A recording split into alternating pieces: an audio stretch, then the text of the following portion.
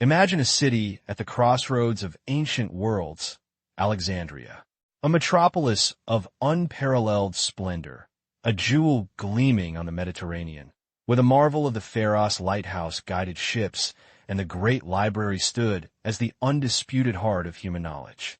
For centuries, this was the crucible of civilization, a golden age where the greatest minds of antiquity gathered, debated, and expanded the very boundaries of understanding. It was a place where reason reigned supreme, where the pursuit of truth was a sacred endeavor. But as the 4th century CE gave way to the 5th, the light of this golden age began to flicker. Alexandria, once a vibrant tapestry of cultures and ideas, found itself caught in a spiraling vortex of religious fervor, political ambition, and simmering intolerance. The very foundations of its intellectual legacy began to crack under the weight of a changing world. Into this maelstrom stepped Hypatia, a philosopher, mathematician, astronomer, and teacher of extraordinary intellect and charisma. She was the last great mind to grace the halls of Alexandria's intellectual elite. In an era increasingly hostile to independent thought, Hypatia championed reason, taught the wisdom of the ancients, and sought to preserve the precious flame of knowledge amidst the gathering shadows. Her life, a testament to brilliance and courage, would become inextricably linked with the fate of the library, and her tragic end would mark not just the murder of a woman, but a profound turning point in the annals of history. This is the story of Hypatia, the mathematician who fought to save a world, only to be consumed by its darkness. In the 4th century AD, nestled on the Mediterranean coast, stood Alexandria, a city born from the vision of Alexander the Great. It was more than just a metropolis. It was a Hellenistic marvel, a breathtaking tapestry woven from Greek ingenuity, Egyptian heritage, and the vast influence of the Roman Empire. Its famed lighthouse, one of the 7 wonders, pierced the sky, a guiding beacon for ships carrying spices, silks, and scholars from across the known world. Grand avenues lined with colossal statues, bustling markets echoing with a dozen languages, and monumental architecture spoke of unparalleled wealth and cultural diversity. Alexandria was a crucible of ideas, a vibrant intellectual powerhouse where East met West, where philosophy thrived and knowledge was revered above all else. This was a city truly unmatched in its splendor and ambition, the glittering jewel of the ancient world. At the very heart of Alexandria's brilliance lay its twin institutions, the Museion and the legendary Great Library. Not merely a collection of books, the Museion was the world's first true university, a sprawling complex dedicated to scholarly research and creative endeavor, where the greatest minds of antiquity lived, lectured, and debated. Its crown jewel, the Great Library, was conceived as a universal repository, a sanctuary for every scroll, every piece of knowledge ever written. It housed hundreds of thousands of papyrus rolls, preserving the collective wisdom of Egypt, Greece, Persia, and beyond.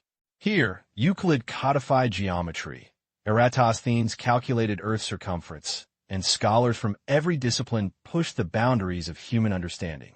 It was a beacon of unparalleled intellectual light, a testament to humanity's insatiable quest for truth, a place where the pursuit of knowledge was nothing short of sacred. Yet, even as Alexandria shone brightly, shadows were beginning to lengthen.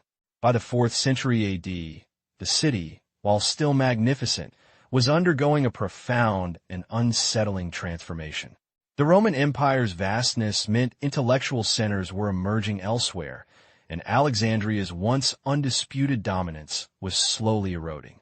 Decades of political instability, shifting trade routes, and intermittent conflicts began to take their toll. The meticulous care once afforded to the library's priceless collection waned. Neglect crept in, papyrus decayed, and accidental fires or deliberate destruction during periods of unrest chipped away at its unparalleled holdings. The Golden Age was fading, not with a sudden cataclysm, but with a gradual, insidious decline, leaving the city's intellectual legacy vulnerable, poised on the precipice of an uncertain future. Compounding the intellectual erosion was a seismic shift in Alexandria's spiritual landscape. Historically, the city had been a melting pot of faiths, a haven where Egyptian deities, Greek gods, and a thriving Jewish community coexisted, albeit sometimes uneasily. But by the late 4th century, this fragile tolerance was fracturing under the relentless rise of Christianity.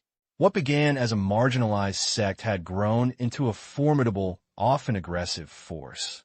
As Christian adherents gained political and social power, their zeal to eliminate paganism and other heresies escalated into violent clashes. Temples were defaced, public debates turned into riots, and the once harmonious blend of beliefs curdled into bitter sectarian strife. Alexandria, once a bastion of intellectual freedom, was now becoming a battleground for the very souls of its citizens, caught between ancient traditions and a fervent new faith. Amidst this gathering storm, a beacon of pure intellect still burned brightly within the Museion. His name was Theon of Alexandria, a renowned mathematician, astronomer, and the last attested head of the great library. Theon represented the old guard, a scholar dedicated to the rigorous pursuit of knowledge and the preservation of ancient texts. Unlike many of his contemporaries, Theon saw no limits to intellectual potential, especially not in his own daughter, Hypatia. From her earliest years, he recognized an extraordinary mind, a thirst for understanding that surpassed her peers. He defied societal norms, providing her with an education traditionally reserved only for men, personally tutoring her in the intricate sciences of geometry, astronomy, and philosophy. It was a profound legacy, a gift that would shape not just Hypatia's destiny, but the very course of Alexandria's final intellectual flourish. Theon's investment in his daughter bore fruit beyond all expectation. Hypatia's education was not merely comprehensive, it was revolutionary. She mastered the entire corpus of ancient mathematics, delving into the complexities of Euclid's elements and the advanced geometry of Apollonius. Astronomy became her second language, as she grappled with Ptolemy's Almagest and charted the celestial sphere. But her intellect transcended mere calculation. She immersed herself in philosophy, particularly Neoplatonism, which emphasized reason, logic, and the pursuit of universal truths as paths to divine understanding. Hypatia became a living embodiment of the ancient world's highest intellectual ideals, a scholar whose commitment to objective truth and rational inquiry stood as a towering testament to the enduring power of human thought, preparing her for a role far greater than even her father could have imagined. By the late 4th century, Hypatia was no longer just a brilliant scholar in her private study. She was Alexandria's most celebrated public intellectual. Her reputation for unparalleled intellect, eloquence, and profound understanding drew students from across the Roman Empire, not only from the fading pagan schools, but surprisingly, even devout Christians eager to learn from her wisdom. She lectured daily at the Museion and in her own home, often drawing crowds far larger than any male philosopher. Her classroom was a vibrant, eclectic gathering, a rare sanctuary where reason transcended religious divides. She taught mathematics, astronomy, and Neoplatonic philosophy, inspiring all who heard her with her clarity of thought and unwavering commitment to logical inquiry. In a city increasingly torn by dogma, Hypatia offered a space for shared intellectual pursuit, a testament to the unifying power of knowledge itself. Hypatia's contributions were not merely in teaching, but in significant intellectual advancements. She meticulously edited and commented on some of the most challenging ancient texts, ensuring their survival and accessibility. Her work on Apollonius's conics made the study of ellipses, parabolas, and hyperbolas comprehensible for new generations. She provided crucial commentaries on Diophantus's monumental Arithmetica, a foundational text in algebra. Furthermore, she collaborated with her father, Theon, on a revised edition of Ptolemy's Almagest, the definitive astronomical treatise of the ancient world. Beyond theoretical insights, Hypatia was also a gifted practical scientist, designing and improving instruments like the astrolabe for celestial observation and the hydrometer for measuring liquid density. She was a true pioneer, pushing the boundaries of scientific understanding in an era desperate to cling to the old truths. Amidst the intellectual ferment of Alexandria, Hypatia championed Neoplatonism, not as a rigid doctrine, but as a dynamic quest for truth. This philosophical school, an evolution of Plato's ideas, sought to ascend the soul to the One, a transcendent, unknowable source of all existence, through rigorous reason and intellectual contemplation. Hypatia's interpretation emphasized logic, mathematics, and astronomy as pathways to understanding the divine order, making her lectures less about dogma and more about intellectual exploration. Her approach allowed her to bridge the widening chasms between different belief systems, welcoming students of all faiths to engage in a shared pursuit of knowledge, believing that rational inquiry was a universal language. She taught that true wisdom lay in understanding the universe's underlying principles, fostering an environment where intellect thrived above sectarian division. Hypatia became far more than just a teacher. She was a living embodiment of rational inquiry and intellectual freedom.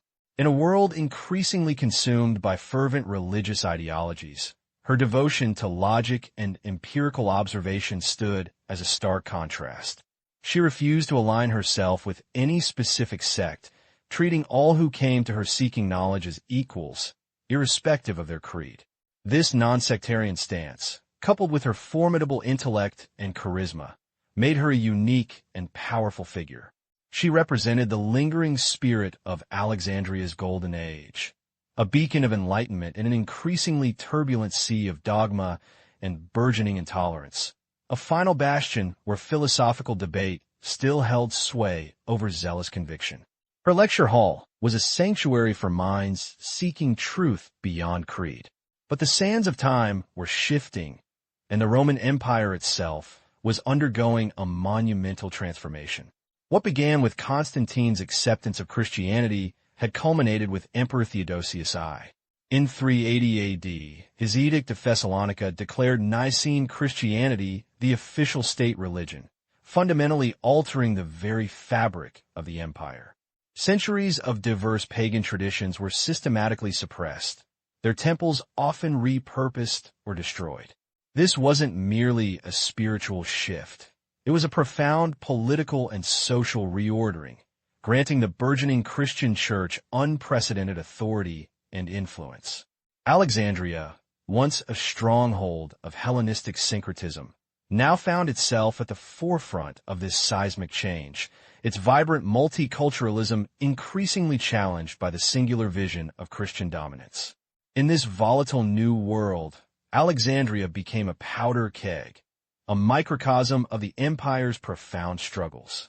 The city was a bewildering mosaic of competing belief systems, each fiercely guarding its truth. Deeply entrenched pagan communities, still clinging to their ancient gods and philosophies, found themselves under siege. A substantial and long-established Jewish community, already a minority, often became a tragic scapegoat caught between the dominant Christian factions. And within Christianity itself, vicious internal disputes raged between various sects, each condemning the others as heretics. This was not a city of peaceful coexistence, but a labyrinth of simmering tensions and open clashes, where religious fervor often spilled into street violence, threatening to ignite the entire urban landscape. Into this maelstrom stepped a new breed of power brokers, the Christian bishops. Among them, Theophilus of Alexandria, an uncle to the infamous Cyril, was a particularly formidable and aggressive figure. Ascending to the patriarchal throne, Theophilus wasted no time in asserting the church's dominance over the city's dwindling pagan institutions. He believed it his divine right and duty to purge Alexandria of its idolatrous past. His actions set a grim precedent for assertive ecclesiastical authority, demonstrating a willingness to use force and political maneuvering to consolidate power. He was a man who understood that in this new age, spiritual authority could translate directly into temporal control, laying the groundwork for a more militant Christian future. Theophilus's ambitions reached their zenith in 391 AD with the infamous destruction of the Serapeum. This wasn't merely a temple. It was an architectural marvel dedicated to the god Serapis, a potent symbol of Greco-Egyptian syncretism and a repository of knowledge. Connected to it was a daughter library, housing countless precious texts. Under Theophilus's direct orders, this magnificent edifice was systematically dismantled, its statues toppled, and its sacred objects desecrated by zealous monks. Its annihilation was a profound blow to pagan learning and culture, a public declaration of the end of an era. The fall of the Serapeum signaled that no intellectual sanctuary, however grand, was safe from the rising tide of religious intolerance, setting a chilling precedent for what was to come. Amidst this escalating religious strife, the secular authority of Rome still clung precariously to power. The Roman prefect, or governor, of Alexandria, a man named Orestes, found himself in an unenviable and increasingly difficult position. Tasked with maintaining civil order and upholding Roman law, he was caught between the volatile demands of a fervent populace and the rising, often aggressive, influence of the Christian patriarch. Orestes was a representative of the old order, dedicated to the empire's legal frameworks and pluralistic traditions, yet he wielded diminishing power against the swelling tide of ecclesiastical authority. His role was to balance, to mediate, to ensure the peace, a task that was becoming impossible in a city spiraling towards anarchy, where even Roman legions struggled to control the zealots.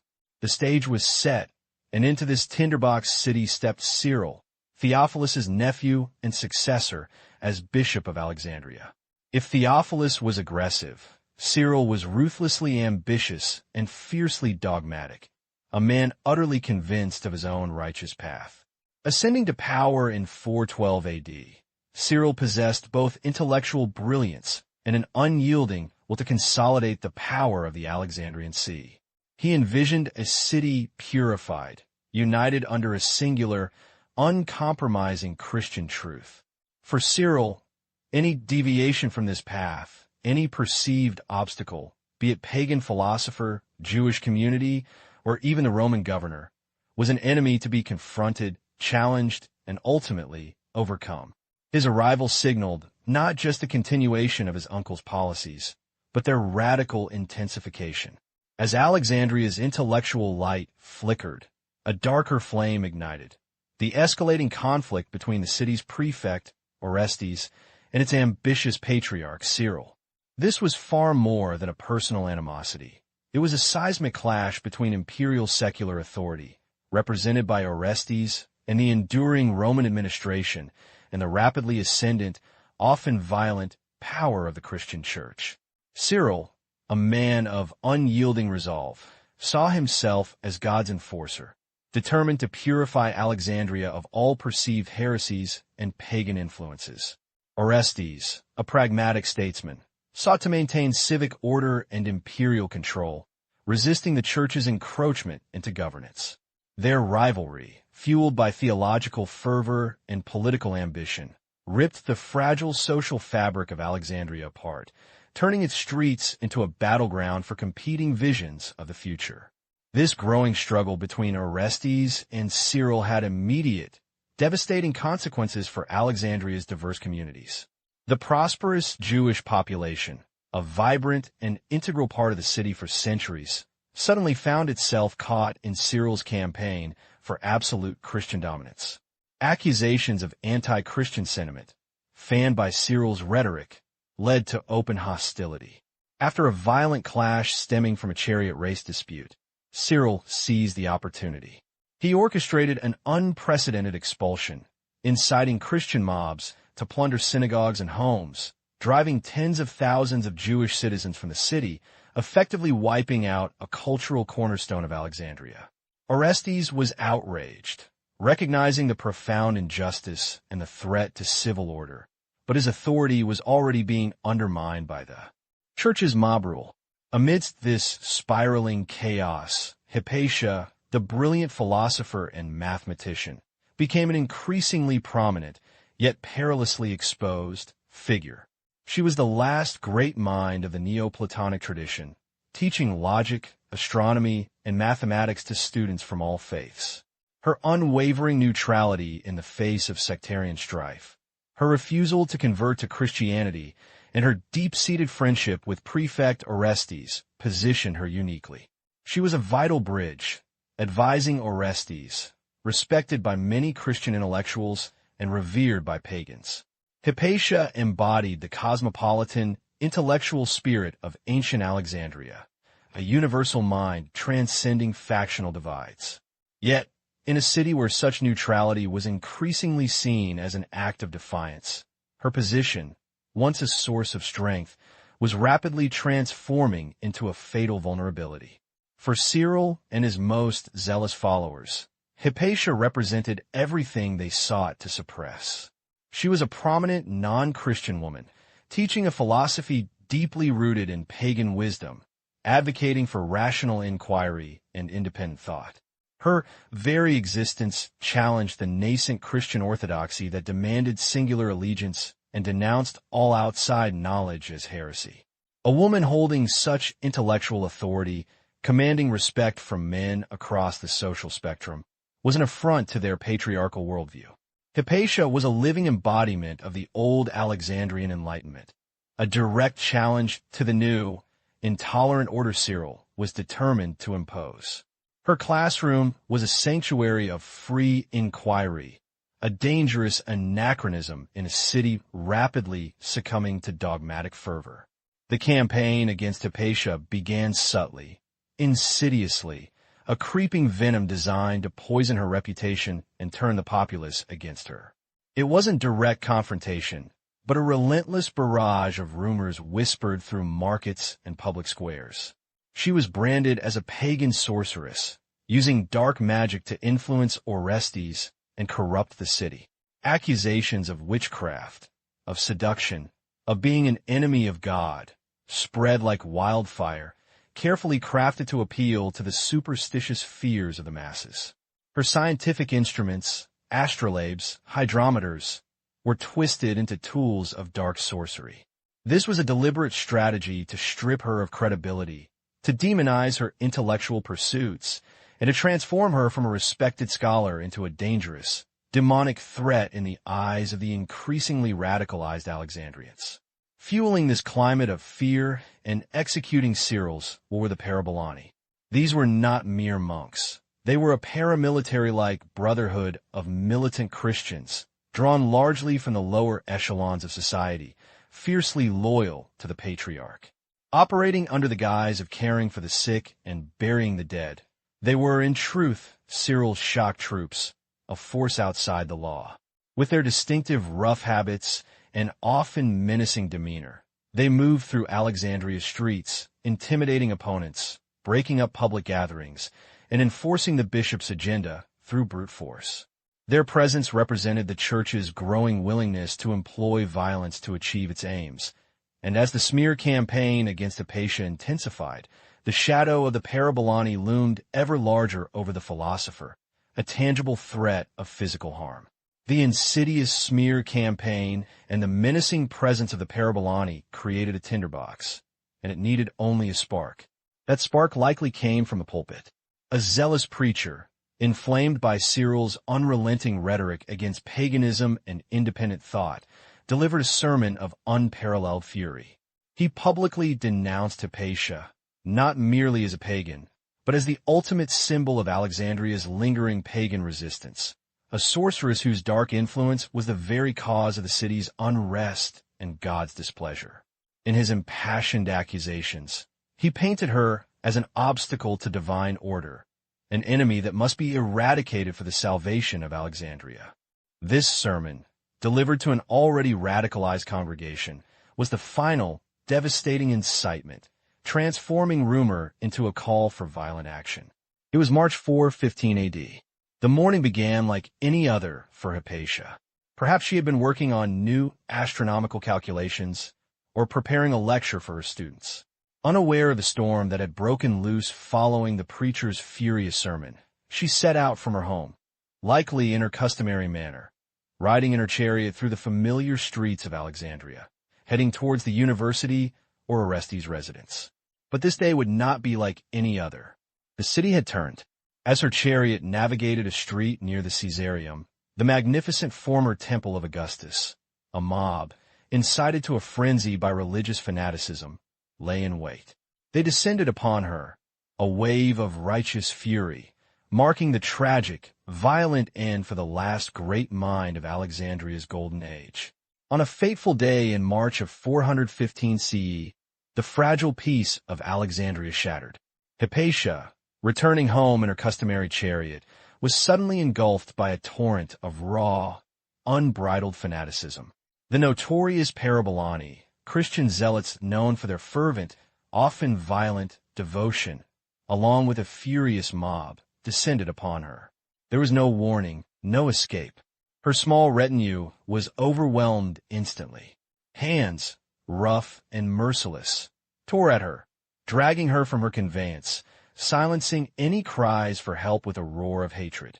The streets, once avenues of intellectual discourse, became a scene of terror, witnessing the shocking public abduction of the city's most brilliant mind. The air crackled with menace, a chilling prelude to the horror that was about to unfold. Not content with merely seizing her, the mob subjected Hypatia to the ultimate desecration. She was brutally dragged through the winding streets, her elegant scholar's robes perhaps tearing, her dignity stripped away with every painful step. Their destination was deeply symbolic. The Caesareum, once a magnificent temple dedicated to the Roman imperial cult, now consecrated as a prominent Christian church.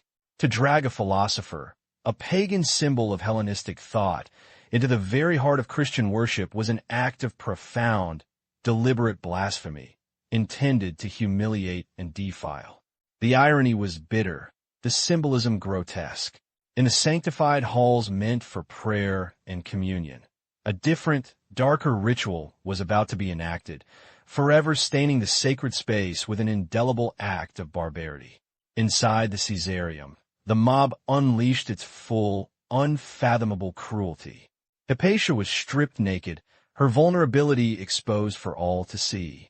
Then, in an act of sickening ritualistic savagery, she was flayed alive, not with blades, but with ostraca, sharp oyster shells or shards of pottery, scraping away her flesh, layer by agonizing layer. The details are recounted by ancient historians, chilling in their precision.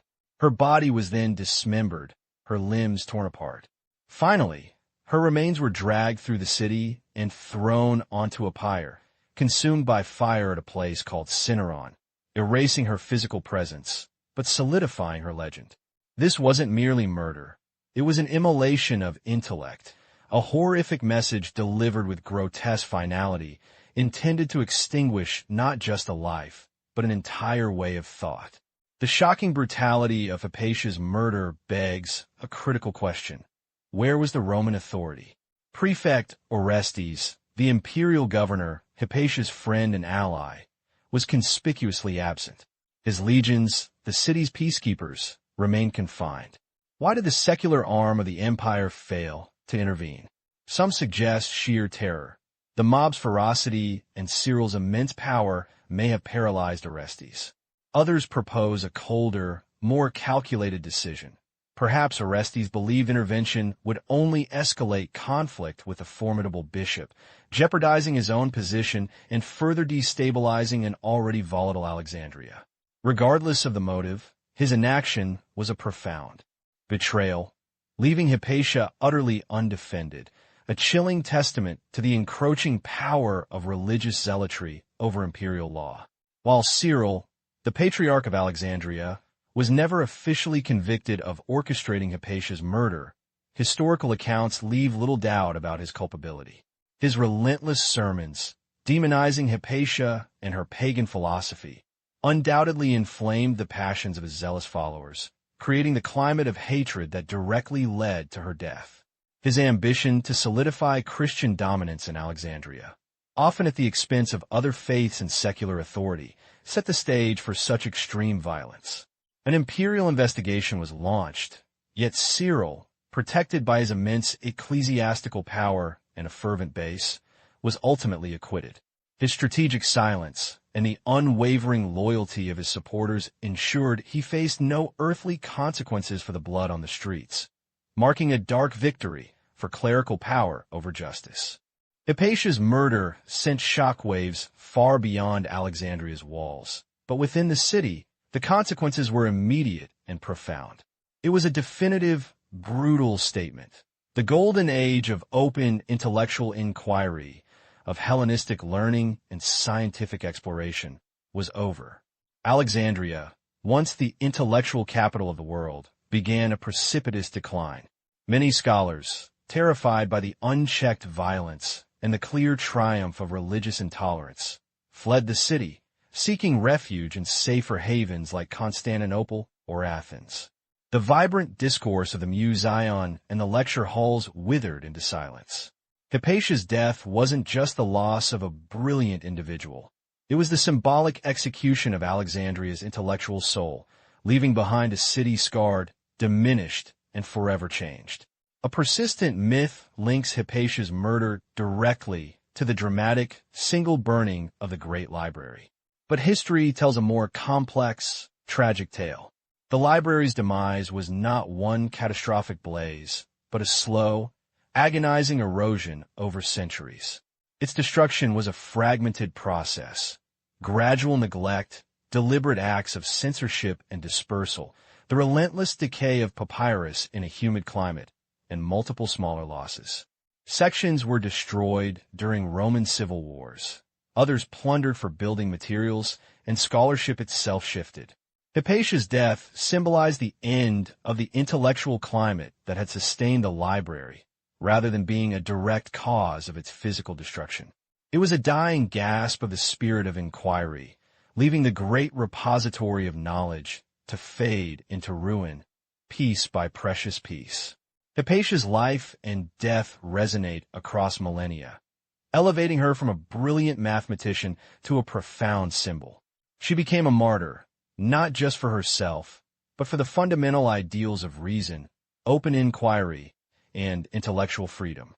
Her brutal end in 415 CE was a stark, horrifying illustration of the triumph of dogma and intolerance over science and philosophy. It marked a turning point, signaling a retreat from the enlightened pursuit of knowledge that had defined the Hellenistic world. Yet, in her tragedy, Hypatia's legacy endured. She stands as an eternal beacon, reminding us of the fragility of intellectual liberty, the ever-present danger of fanaticism, and the enduring human spirit that strives for understanding, even in the face of overwhelming darkness. Her name echoes as a warning and as an inspiration.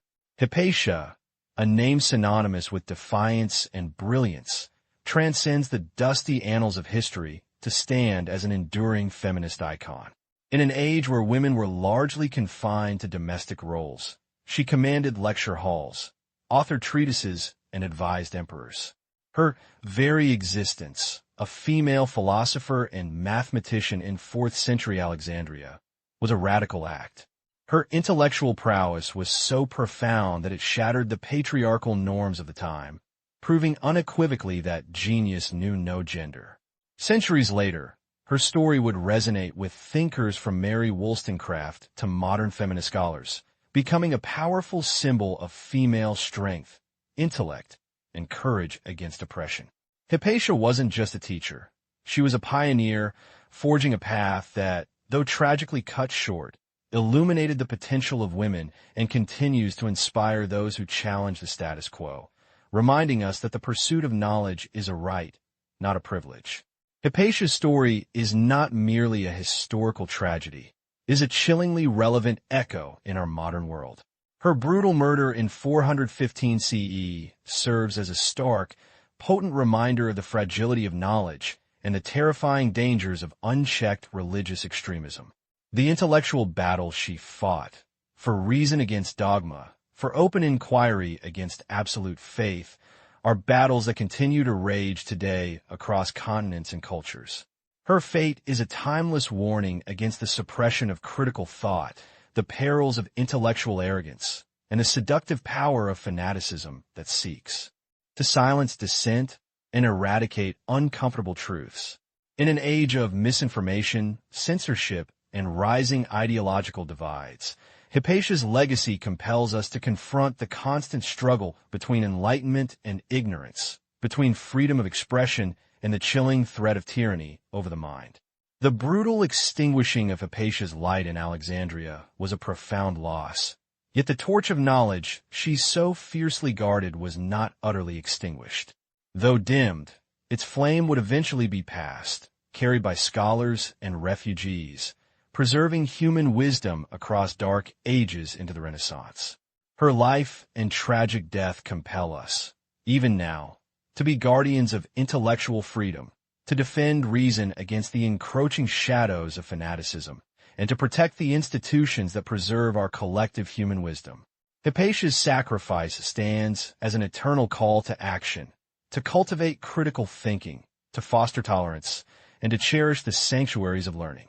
For the libraries, the universities, the free exchange of ideas. These are the bulwarks against the chaos of ignorance. Her spirit reminds us that the fight for knowledge is a continuous, vital endeavor, echoing across millennia, urging us to keep the flame of inquiry alive. Hypatia stands not merely as a historical figure, but as an enduring symbol, a martyr for the pursuit of knowledge. Her life exemplified the breathtaking intellectual zenith of ancient Alexandria, a testament to what humanity can achieve when curiosity is celebrated and reason is revered. She was a beacon of independent thought, a scholar whose profound contributions to mathematics, astronomy, and philosophy transcended the narrow confines of her era, inspiring generations of students with her intellect and courage. But her brutal murder marked more than just the silencing of a brilliant voice. It was a devastating assault on the very ideals the great library represented: unfettered knowledge, objective inquiry, and intellectual freedom. It served as a chilling precursor to the dark ages that would follow, a stark reminder of humanity's capacity for intolerance when dogma eclipses wisdom. Hypatia's legacy resonates across millennia, an urgent reminder that the struggle between enlightenment and ignorance is eternal. Safeguarding the pursuit of knowledge, protecting independent thought, and championing the brave minds who dare to question. These are the profound lessons etched in the sands of Alexandria, lessons we must carry forward, lest history repeat its darkest chapters.